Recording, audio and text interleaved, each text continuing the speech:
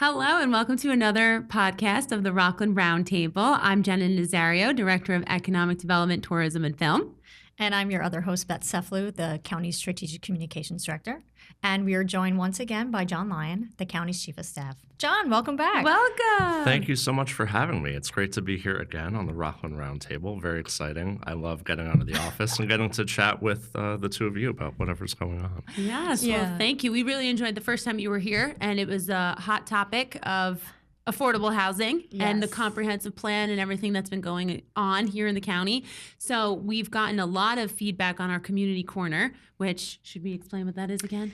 Yeah, so basically we created a community corner for residents to submit questions and comments of things that they feel are important or they want to learn more about or ask us about that we can do a deeper dive on with the podcast. So we decided to do an entire deep dive on affordable housing because we always get so many comments, questions, criticisms, a lot of stuff on the affordable housing post that we are doing. So we brought John back so we can answer all of your questions and get to everything that you want to know about affordable housing.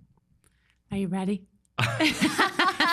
Feels like I'm in the hot seat. You are in the hot seat. You are. But I know this is a hot topic. I know there are a lot of questions that people have. And before we dive into those questions, I just wanted to share something that I was recently reading. Since I've been doing this work for the county, anything affordable housing, anything related to that, I spend too much of my own time reading and staying up to date on those topics. But what I recently saw was a Wall Street Journal article that was based on a survey from the Federal Reserve in D.C. And the survey results that they shared really kind of blew my mind to a certain extent.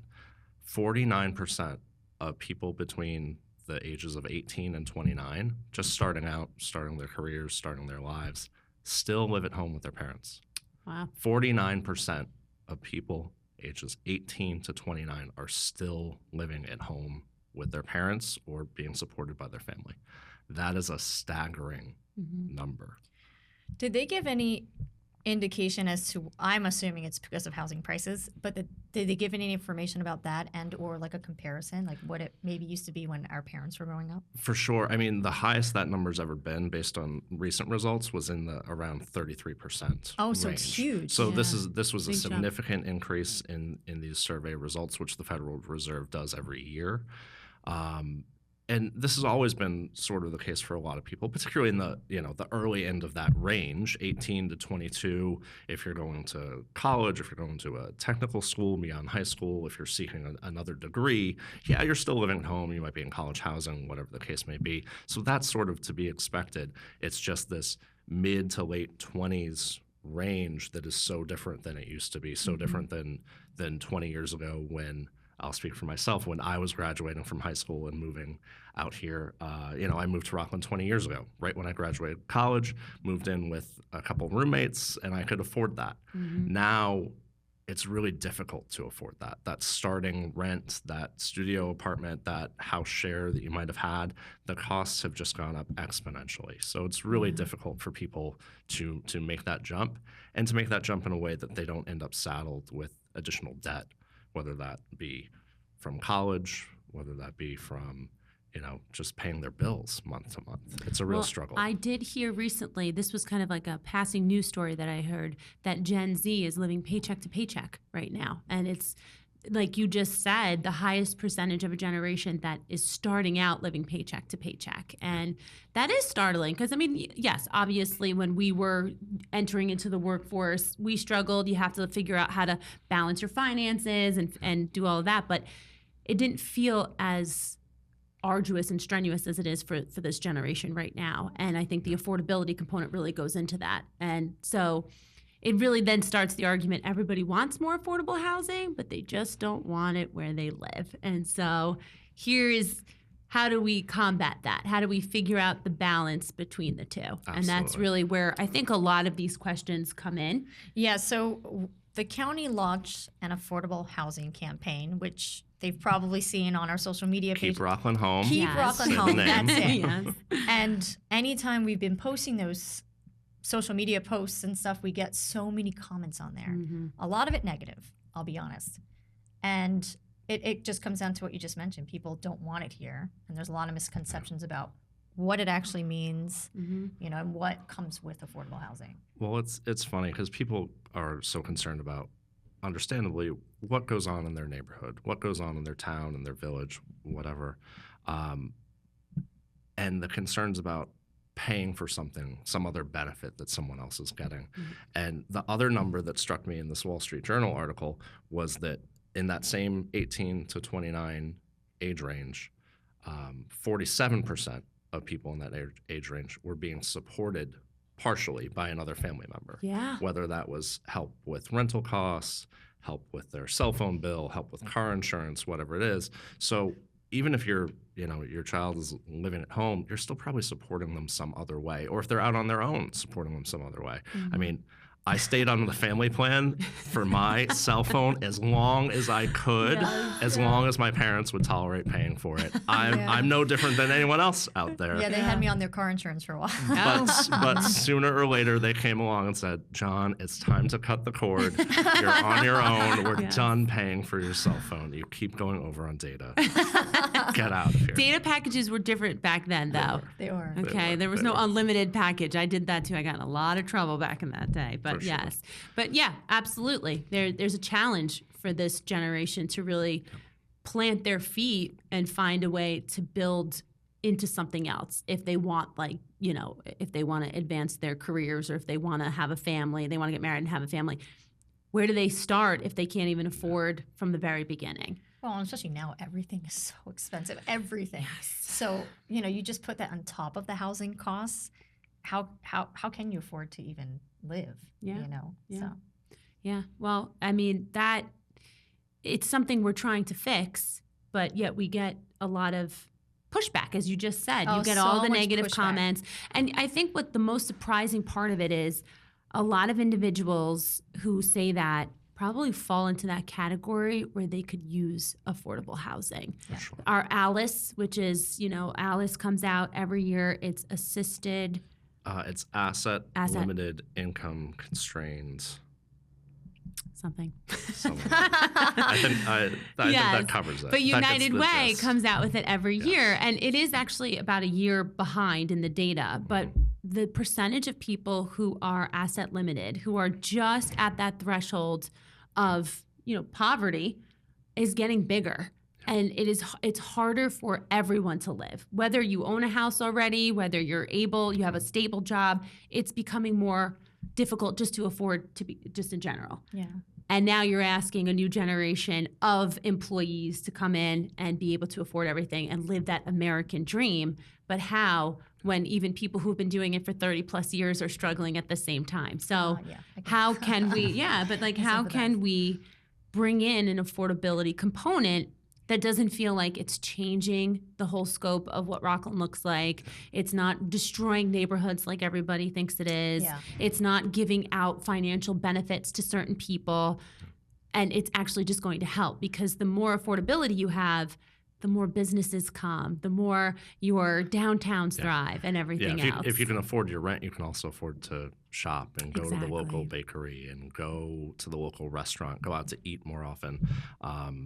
When you're struggling to pay your bills, those things fall by the wayside. Yeah. So when people can afford the rent, they can afford a lot more, and it's a benefit to the entire community. Yeah. Before we get into these, I just want to have you touch on, because I think there's also a misconception about who actually can fall into the category of affordable. Mm-hmm. Yeah. So can you go over some of the jobs and things that, you know, will fall under this scope? Because there's so many that people forget about. Mm-hmm. For sure. You know, affordable is a term that not everyone gets. It's even, you know, there are different aspects to it. But the main thing is, when you're talking about affordable housing, what's considered affordable is for people to spend 1/3 or less of their monthly income to pay for housing costs. That would be your rent, renter's insurance, homeowner's insurance, mortgage, whatever that might be. If you're paying 1/3 of your monthly income or less, you are living in what is considered affordable to you. Now, there's the big A affordable, like affordable housing, which is something that is supported by a lot of other government subsidies and tax credits and all kinds of other supports that are offered by the federal government, the state government, and recently by Rockland County itself. But in terms of what some of those numbers are, the standard number changes a little bit every year. It's created by the U.S. Department of Housing and Urban Development, aka HUD, and they put out these numbers for every region in the country every year. And in Rockland County this year, their base measure of affordability would be for two people who make about $104,000 a year. So about a $50,000, maybe $60,000 salary for each person. For a family of four, that number's a little bit higher. It's almost $130,000. But the categories of jobs that fall into that range are a lot of starting salaries in county government, in municipal government, in our local school districts. It's, the highway department employee that starts out at $56,000 a year. The worker in DSS or the health department that might be making $65,000. A starting police officer or teacher who are making in the low $70,000 a year. Those are some of the jobs and salaries that equate to what's affordable. So we're talking about everyday folks, the people who are the backbone of our community. It's not people who, are out there. I mean, even working at the local grocery store, you're making less than this if you're working full time, which just speaks to people needing to work more than one job to afford to live in our community. And that has all these knock-on effects of if you're working two jobs and are working 60, 70, 80 hours a week to support your family and pay for your rent or whatever your other costs are, you're not volunteering at the fire department. You're not coaching your kids' little league or soccer. You are not going to the town meeting or municipal meeting where you can provide input and feedback on what you care about to your elected officials. You don't have time to engage with the issues of your community or really be a part of your community other than your job. There's a domino effect that people don't understand. You just brought up some really great employees, teachers, firefighters, government employees. What I think people don't understand is when you get that career, you tend to stay in that career for a very long period of time, around 30 years. So you're giving that employee the opportunity to stay in Rockland, to commit to Rockland. But if they can't afford it, then they leave. We've had teachers in the school district leave because they can't find a place to live and they weren't tenured yet. So they went into a different school district where they could afford to live. Our schools are going to start closing. Our student base is going to start to decrease. It's already decreasing. You're right. We don't have the volunteer firefighters that we used to or the EMS workers that we used to. So what happens to our emergency response time? So all of that plays into affordability and housing especially. And it's connecting those dots. And that's really what the housing campaign really is doing as well, right? Keep Rockland Home, connecting the dots and saying, without this investment, we could lose everything that we've been working so hard for the last 30 plus years that we've been building it. Yeah, I encourage everyone to go check out Keep Rockland Home, keeprocklandhome.com. You can find all the information there, but it really highlights people who are currently living in affordable housing in Rockland County right now, who have been there for 10 years, 20 years, 5 years, and sort of tells their story of the benefit that they're providing to our entire community because they can afford where they live, because they have access to this housing, and it really benefits all of us in all these sort of unseen ways that we've been talking about. Mm-hmm. And just to touch on one more thing before we go to the questions, you said it, and it's the AMI, the average median income. A family of four was over $130,000. Yeah. So like when you think about that, I think a lot of people think affordable, oh, you're making $50,000 or less. This is a family that probably has two very good jobs that are working hard and still cannot afford to live here. And the AMI goes up every single year. So affordability is still good careers, it's still good jobs, it's still good income. It's just very difficult to be able to live here at the same time. So it's really important that And if you go on Keep Rockland Home, you see that these are people who are hardworking. They have careers. They've been here a long time. They're making a great living, but it's just the challenge of being able to live here as well. So I think it's very important to go to that website and take a look at what that really means to Rockland County. I couldn't agree more. It's critical to our future. Absolutely. So we're going to get to Questions. they're not all actual questions. Some are questions, some are comments, some are criticisms. So I just want to lay that out there before we start. So the first one is, will the housing actually be affordable? And what is considered affordable? For sure. So we touched on what is considered affordable already, but just to repeat that so it sticks with people, it's anything that you are paying 1/3 of your monthly income, 1/3 of your monthly household income or less for rental or housing costs, that is considered affordable. That's the overarching number. But in terms of what's being built here, is it really affordable? Those numbers are set by HUD, and I think some people, because of the cost of housing in Rockland County, will be really surprised when they see what the proposed rent levels are that meet that standard with HUD.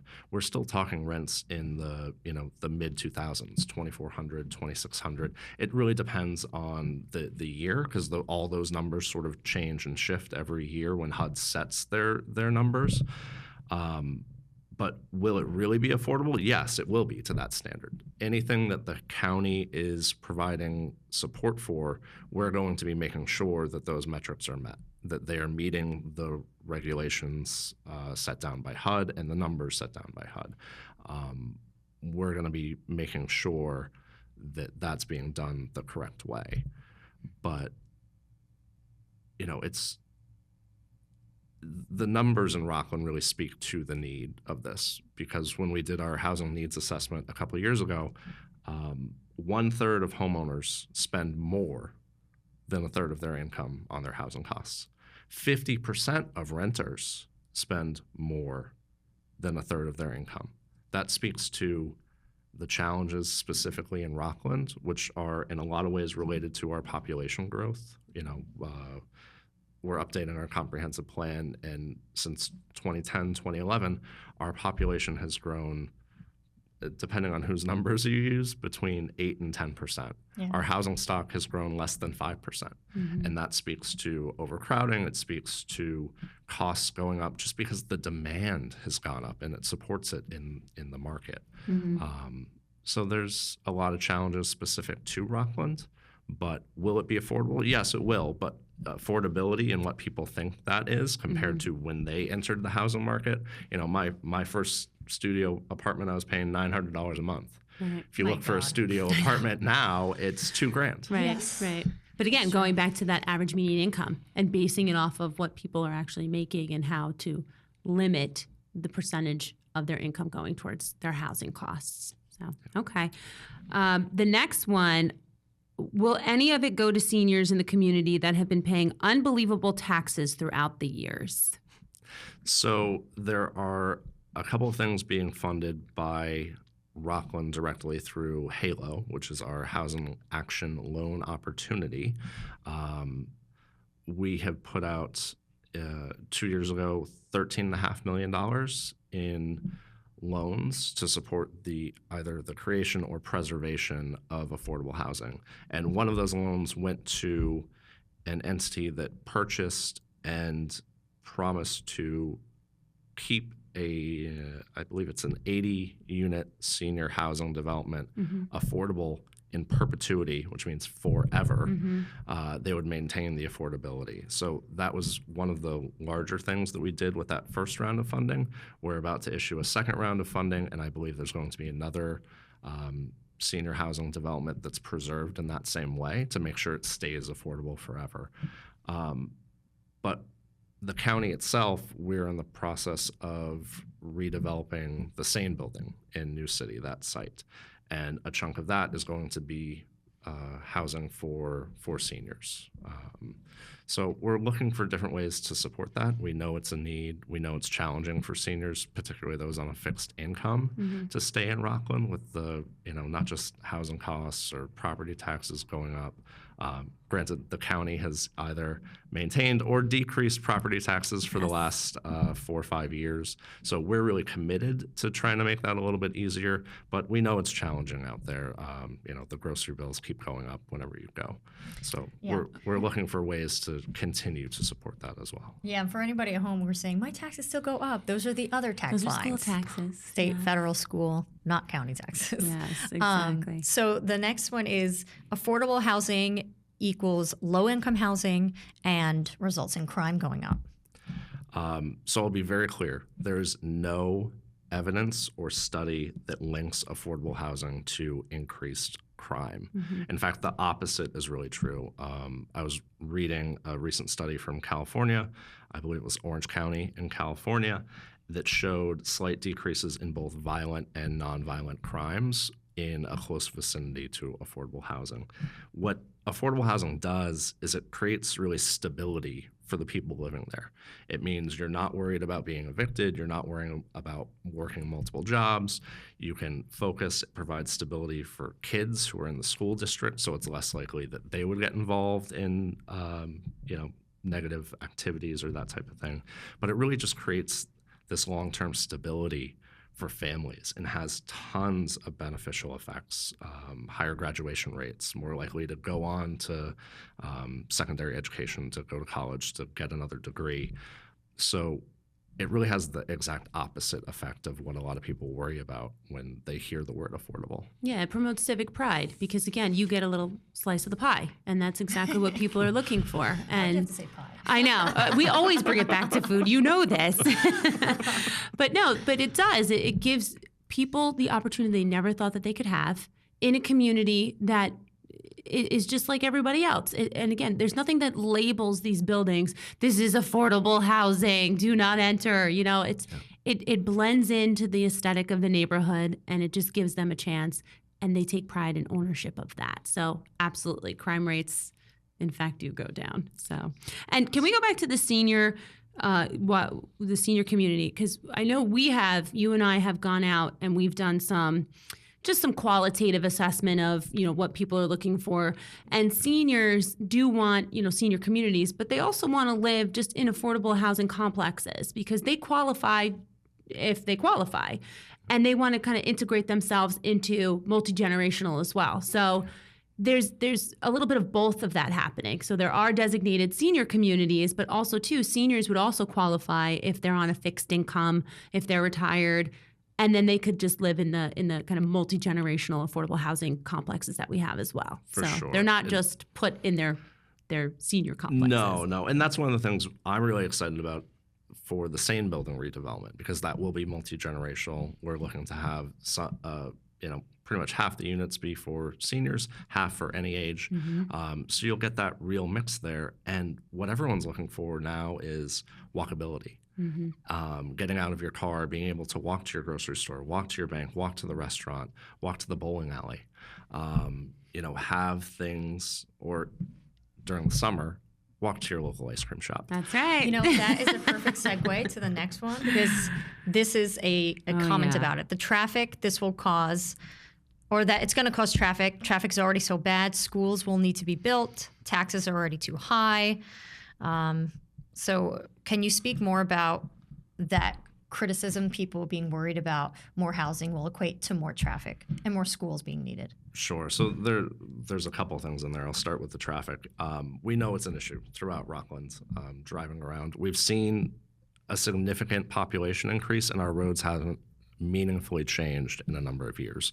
One of the ways we're trying to address that is broadly with New York State. Right now, we're doing studies of the 303 and 304 corridor in Clarkstown. We had completed a study on Route 59 a couple of years ago, and the outcomes of those studies, we are advocating for the state, because the state roads are the most significant and impactful. We're advocating really hard for the state to fund some of those improvements, whether it be widening roads, whether it be changing traffic patterns. I'm going to bring up a controversial topic of roundabouts, which actually really significantly improve safety and traffic outcomes. While they're sometimes a tough adjustment for folks when one is sort of plopped down in front of you, you do get used to it pretty quickly, and they really do help keep traffic moving. But I want to credit our local municipalities here, particularly the town of Clarkstown. There's been a lot of development that has been criticized by members of the public on the Main Street corridor, really in the heart of that new city hamlet. And one of the things they've been doing is they've been working with the developers who have the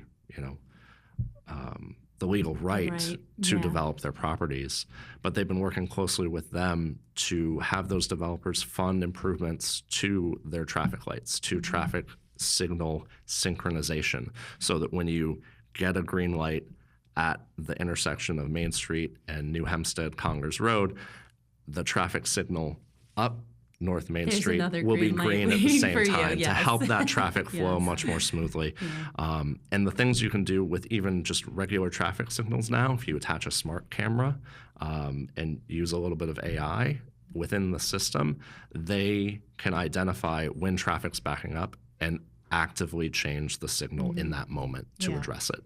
And those type of improvements, even with additional development on that corridor, are going to improve traffic over the way it is right now.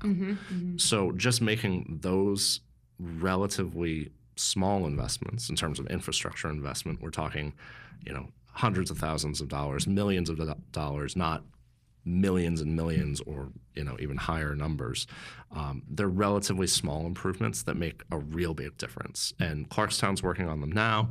I believe the town of Ramapo is looking to work with New York State on some of that stuff. And we've heard interest from other municipalities. Everyone knows it's a need. It's just figuring out what's right and what fits in your community. And then, if we can, finding state money to support it, or from, in Clarkstown's case, having the developers pay for it. So developers, that's a big topic, right? And the next question is, why do developers receive extra funds when they already have the funds and will make a profit anyway? So I think it's a little misunderstood what happens especially when it comes to affordable housing. When it's market rate, they typically don't get any additional funding at all. But let's dive into that. You're right. Typically for market rate developments, they're not getting a pilot. They're not getting tax credits from the state or the federal government. They're not getting support from the county HALO program. They're just building it on their own, and what it costs is what it costs. That's why you see market rate rents anywhere from $2,900 to $3,500 for 1-2 bedrooms, sometimes more. Particularly for brand new ones, or you go someplace with a nice river view, and you're going to pay even more than that. But when we talk about affordable housing, in order to make it so it's not $3,500 for a 2-bedroom or $4,000 for a 2-bedroom, that's not affordable to most people. We're talking about salaries, two people making $100,000. You can't afford $4,000 for an apartment. So in order for us as a community to support the people who, work at the highway department, work in the school district, work at the police department, are out there in our parks, we need to support them in a different way. And it's not a direct subsidy. We're not saying, oh, hey, Jenna, we're going to pay your rent this month, as much as you would like that, or your mortgage this month. What we're seeing, and what I've seen a lot of criticism of, is particularly of pilots. A pilot is a payment in lieu of taxes. So what that means is, before a development like this is built, these development teams, developers, will negotiate directly with the school district, with the town, with the village, with the county, and develop a set schedule for what they're going to pay each year to each of those entities, depending on the costs that they're experiencing. And those numbers differ wildly because, the county portion of your property tax bill is a tiny piece of it. Most of it is to your school or your town, whatever the case may be.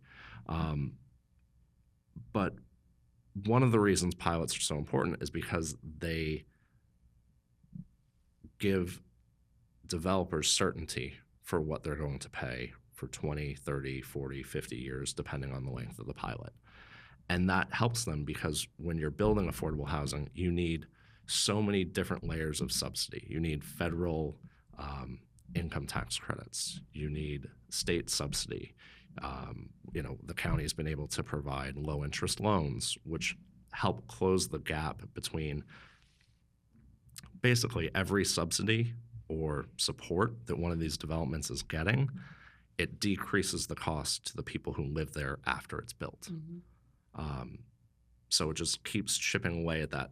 Okay, it was $4,000 for a 2-bedroom. Well, now we got this tax credit. Now it can be $3,500, and we got this support from New York State. Now it can be $3,000, and we got this support from the county. And now, okay, it's a 2-bedroom for $2,700. Maybe that's something that people could afford. Is it structured that way because essentially without it, then the rents are how the developer makes money after the fact and recoup costs? The rents are how the developers pay to build it. that. Yeah. Okay. They're taking out Essentially, they front the costs. Yes. And then front- that's how they recoup. Okay. Exactly. They're, the developers are taking out loans and mortgages.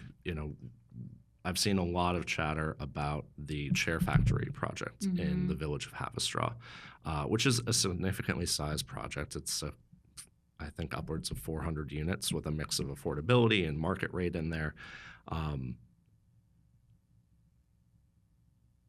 And the real benefit of that is, one, that is a parcel that has been vacant for decades. So from the municipal perspective, there's a certain view that you weren't getting anything from this. And same could be said for the same building. Well, that Exactly. goes back to the pilot argument, the payment in lieu of taxes. So many people are like, oh my God, they're only paying X amount of dollars for the first 5 years, and we don't see the return until it's like 10 or 15 years. But and maybe I'm wrong, the majority of the affordable housing that we're building here is either been vacant for multiple years or it's just been empty space, which has been off the tax roll for however long it's been like that. Yeah. So you're getting money that you weren't receiving before. For sure. So many of the developments, the 30 West project In the that's village being of built, Havistraw? that was on a municipal parking lot. So they were not getting any tax money from that. The Chair Factory has been vacant for decades. The Sane building has been closed since 2017 and had always been a government property for upwards of 60, 70 years. So having something go back on the tax rolls is a benefit to all the municipal entities. Right. And what ultimately what you see is, okay, well, there was no one at the Sane building before, and now there's 40-something units, and that's 40 families who are now walking to the restaurant, walking to the ice cream store, supporting your local community in a way that they weren't before. And it's really, really impactful to put those properties, one, back on the tax rolls, because then you're getting something instead of nothing. And it just helps balance things out for people. Well, it eventually reduces the cost for everyone to live here because we all contribute, and it decreases the burden for all. Yeah. So Well, that goes well into the next one, which is that was not planned. right? I know. Yeah. Saying that it creates overcrowding and that we don't have the infrastructure to support it. So what we have right now is overcrowding. We have overcrowding because our population has grown 8-10% in 15 years, and our housing stock has grown 5%. That leads to, a single family home in your neighborhood is sold and someone buys it, and all of a sudden it's being rented out to a family or multiple people living in there. families, So you went from maybe 2 empty nesters who moved to North Carolina, South Carolina, Florida, and now there's a family of 5 or 6 living there, or a room share or house share situation, which I know can be upsetting to people when you get used to how your neighborhood is. And that's happening because there isn't enough housing stock. There isn't enough housing stock in the areas where it makes sense. When you have a downtown like New City, downtown Nanuet, downtown Pearl River, downtown Nyack, those are the places where it makes sense, downtown Havistraw. to have more density, to have more units, because it prevents those impacts in single-family neighborhoods. We're just so behind the 8 ball because of, the bubble burst and the housing crisis in 2008 that we never really recovered from in terms of building homes for the people who live here. Our population has gone up, our housing hasn't, and that's created these negative effects. Building more housing, particularly in areas like a downtown that can support more density, really benefits everyone. And, I know everyone in Rockland is concerned about water, but we haven't seen, what we have seen is actually decreases in water use over the last 10 years. We haven't seen increases, even though there has been more building taking place. Because when you build an apartment building, even though there's more people living there, they're probably using less water than it takes to water your lawn during the summer.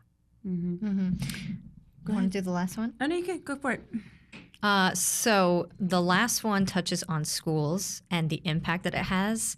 And this person believes that it will actually cost the school district money if we have affordable housing in the area. And more kids coming in. So, okay, you answer that, and then I have a question about the units that we're talking about, because I think some people think we're building, 6-bedroom apartments here. So Sure. you can answer that one, then we'll go back to that. So schools first, and I know these numbers best because I've been talking about it a lot, but the Clarkstown School District has seen their school population shrink. And the way the numbers are structured right now, it will continue to shrink. The graduating class that's leaving and the new class coming into kindergarten, there are hundreds of students different between one and the other. And that trend has played out over the last 10, 15, 20 years. So each class is slightly smaller than the class before it, whether that's by 10 kids or 50 kids, it really depends. Because it's right now, if you can't afford your rent, you can't afford to have kids. If you can't afford to move into a 2-bedroom or into a starter home or buy a townhome somewhere, you can't have kids in a 1-bedroom apartment, in a studio apartment. It's unaffordable for you to do it, to live in a place that would support that. And that's having negative impacts on our school districts right now. Pretty much with the exception of East Ramapo, every school district in Rockland County, their school population is decreasing. And that's going to lead to closing schools, to schools downsizing, losing staff, whatever the case may be. And the big challenge for us as a community is we are making an incredible investment. People complain about their school taxes all the time, but we are strongly investing in the education of our young people here, and we're not seeing that return on investment because when they graduate, when they go on to college, whatever the case may be, they can't afford to move back here. Yeah, they leave. We spend so much on our students, and we are not getting any of the benefit of that in the long run. Of course, it's beneficial to them, to their families, etc. But us as a community, that's a loss to us. Every student that moves somewhere else is a loss. You know what's funny about that point that you just made, though, is that there's people online who will criticize the fact that we're going to bring more people here by building more housing and then also squeeze out their own kids or grandkids who want to return to the county. But what they don't realize is that, one, people are going to move here regardless. That's why we have the overcrowding issues. But two, right now that's why the housing is so expensive, because there is nowhere for them to live. We're also not squeezing them out. We're trying to keep your grandkids here. That's exactly So- it. But for some reason, they're convinced that it's going to do the opposite. Yeah. But just put aside schools, how much have we invested in our open space, improving our parks and playgrounds? You see the municipalities creating these turf fields for youth activities and recreation. What is the point of all of these investments if we lose our youth? So think about everything, and that's the big picture, that there is a fear factor to all of this. People are afraid of the unknown. They've lived in Rockland for a long period of time. They're used to the way it is. I grew up here, moved away for a little bit, came back because I loved my childhood here. I'm raising my kids here. Why can't everybody have that? It's why we came back. A little girl that I used to babysit for is now 26 years old, helps babysit my kids, is desperate to find a place to live, is moving back in with her parents, her fiance and her. They're moving downstairs because that's all they can afford right now. I know. I feel for them. Yes, because like they want something. You know, they've been saving. They want, but it's outside of Rockland, and they don't want to do that unless they absolutely have to. So thankfully they have their parents to help, but they're in their 20s. They're in their late 20s. They're getting married. They want to start their own family. How can they do that here? So it's big picture we have to start thinking about. It's not just the school investment. It's the open space. It's the infrastructure. It's everything else that goes into it. This is a wicked problem. There's no one solution to any of this. It requires really thousands of really small changes and improvements, because it's the seniors who want to downsize, who are in a 3-4 bedroom home but can't afford to because they paid off their mortgage, and they're looking at market rate rents and they can't afford that. So what do? They stay in their home, and that's not necessarily the best place for them to age in place because it won't be multi-level. You typically want something that's, you know, one level, a primary bedroom on the first floor, make it easier for them to stay there long term. And they want to move out, and they want to be able to have a new family move in. And it's at every level, it's creating this log jam, and we need solutions at every level to solve the problem. Yeah. And just, I know you brought this up, so I do want to touch on it, Jenna. The units. The units, what we're considering at the same building, what we are supporting at most of, I think, all of the projects that we funded through HALO are mainly 1 and 2 bedroom apartments. I think there might be an occasional 3 bedroom apartment, but that's really what we need. That's where our shortage is across the county, is in those 1, 2, 3 bedroom units that people need here. One of the comments says, why are you even considering it when the community in Rockland doesn't want it? And I don't know about you, and I don't know about Beth, but the conversation that I've had with people, they do want it because they know we need it. So what have you, from the campaign, from Keep Rockland Home, do people really not want this here? So I know this will be a shock to everyone who hears it, but Facebook is not the community. What? Social media and comments are not the end-all, be-all. The struggle with all of this is to engage in meaningful community discourse. You need the time to do it. You need to pay attention. You need to be able to see what's on the local news, see what's going on in your local municipality, at the school board meeting, at the town board meeting, at the county legislature meeting. But if you're working 2 jobs, you don't have time for that. You can't come out and advocate for yourself, for your own needs, because you can't even think beyond paying your next bill, getting your next paycheck, taking care of the flat tire that you got yesterday that's really stressing your finances. So we, as a community, as leaders, have to be able to go out and advocate for people and have the conversations with people who are worried about what this change means. I go to a lot of municipal meetings. I have the ability to do that. I have the time to do that. I don't have to work 2 jobs, 3 jobs, thankfully. And I talk to a lot of people, and they're nervous about change. I get that. Rockland's seen a lot of change over the last 10, 20, 30 years. I've been here for a lot of it. I've been here the last 20 years. I've seen what has happened, and the negative consequences that people are worried about are because we didn't act. We were not proactive at figuring out what we needed to prepare for what's coming next and to support the population that is already living here. It's not necessarily for new people, though new people will continue to come. Rockland is a great place to live. It is a community that people want to be a part of because of our parks, because of our great schools, because of all those things. And we want to be supportive of that because those are people that we want here. We need people here to work at the grocery store, to work at the gas station. We want to be able to go out to dinner with our families. We want to be able to go to the ice cream shop. But they're not paying $100,000 a year to scoop ice cream. Yeah, exactly. And that really is a lot too. I love going to the local ice cream shops and restaurants and stuff, especially in the summer, because you see our youth.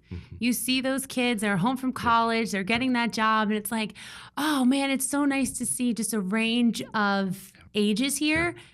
And then they're starting to disappear. And it's heartbreaking because it really feels... You see them in the summer when they're here, Yes. that last summer before they maybe graduate college or go on to Yes. whatever comes next. And then you don't see Then them they're anymore. gone. In fact, that happened at our local ice cream shop. I loved one of them from last year, and she moved away because she couldn't. She tried. She was working 3 jobs trying to figure it out, and so she moved away. And it's that's what gives the charm of our downtowns, is having those different ages, is having the youth working at the local shops and things like that, having them kind of transition into a career somewhere here, and that will disappear if we're not careful. Is there anything else that you want to say? Because I think we probably reached a good ending point here for the episode. I'll leave it with this. It's hot. Support your local ice cream shop. Always back to food. Can we go support them right after this? Yes, we can. Yes, we can. Absolutely. John's treat, because it was his idea. And if you see me out at a community meeting, even at the ice cream shop, come talk to me. I'm happy to talk to anybody about housing in our community and the importance of it, not just to the people who get to live in that affordable housing, but the benefits to all of us for supporting it. That's the message I want to leave people with. And it's keeprocklandhome.com. That's right. KeepRocklandHome.com. All right. Well, thank you for joining us for another episode of the Rockland Roundtable. We will see you next time. See ya.